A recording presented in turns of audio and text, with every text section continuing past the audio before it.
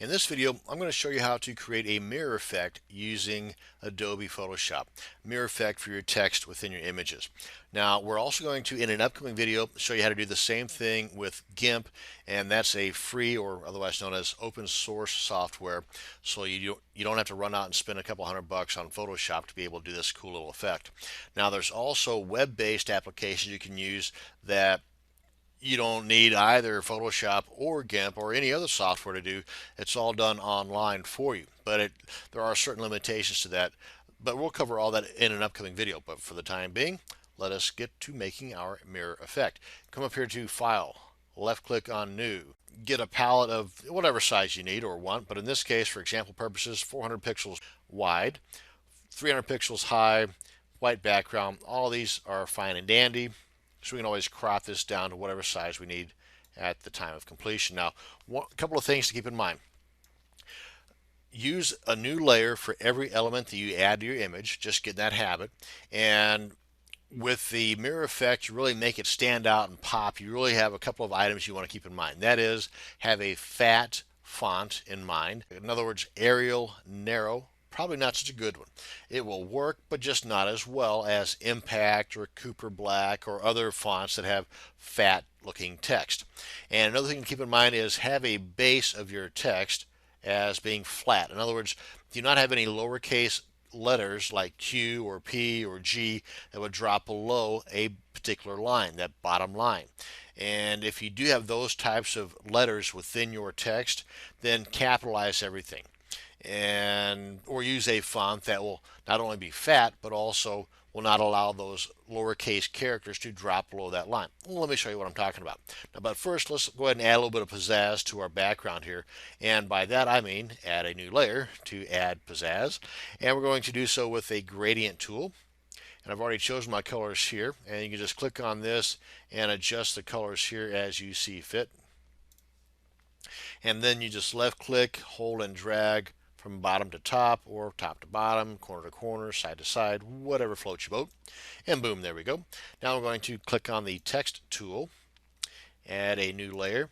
More times than not, whenever you add text to your image, it will automatically create a new layer anyway, but I want to get you in the habit of creating a new layer. So just click on that to create the new layer. Come on up here and we want to make our text color a little bit lighter. Let's really make it stand out and go with yellow, shall we? Or yellowish. And we've chosen Impact, which is kind of fat. Now we're going to go ahead and get into a little bit of shameless self-promotion.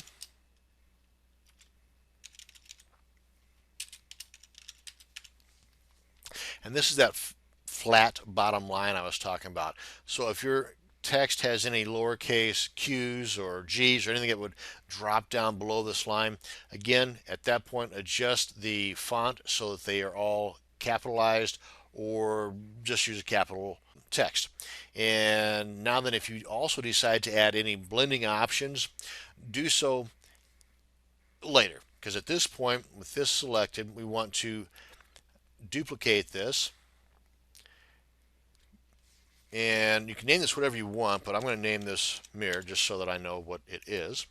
And with that one selected, we want to flip this puppy. Come up here to Edit, Transform, left click on Flip Vertical, and then hit the letter V as in Victor on your keyboard. That will select it, and then the down arrow to move it down. And of course, there are other ways to do this as well. And we want just a little bit of space between the bottom of our top text and the top of our bottom text. So that looks fine. Now then, at this point, if you want to add any blending options, the drop shadows, the beveling, the strokes, and whatnot, then you can do so. That way, those blending options were not carried over to the mirror, because blending options, depending on what you choose, on the mirrored item might affect negatively on the whole mirror effect. So if that made any sense. So basically your mirrored item, the text on the bottom here, you don't want that to have any additional goodies added to it. So that being said, let's select our mirror, and again, adding any blending options you want to the upper text. But you select the lower text, come on down here and left click on Add Layer Mask. Now we want to have the gradient tool selected, then click on that. We want this one here selected, so we've got color to transparent. Click on OK, and we've got black as the foreground. And then somewhere right about in the middle here, and this is the tricky part, so it might take a little bit of practice. If you don't get it right the first time, don't sweat it. And then just left click, hold, and drag up. And you see how that kind of disappears the base there? Do it a couple more times until you get the hang of it, because you really want the bottom half of this to be kind of blurred away. So all you've got left is this right here underneath the bottom of the top text. And that looks cool. And again, do it however you see fit. But whenever you get to the point that you like this and it's blended away, come on up here to the opacity and knock this down. I'd say somewhere in the 50% range, 50 to 70% range. So that looks pretty cool right there. And that's it. Then you go ahead and you save your image. You can crop this if you want, do whatever else you need to it, but that is your mirrored image. That's going to bring us to the end of this video. Thank you very much for watching. Have a great day.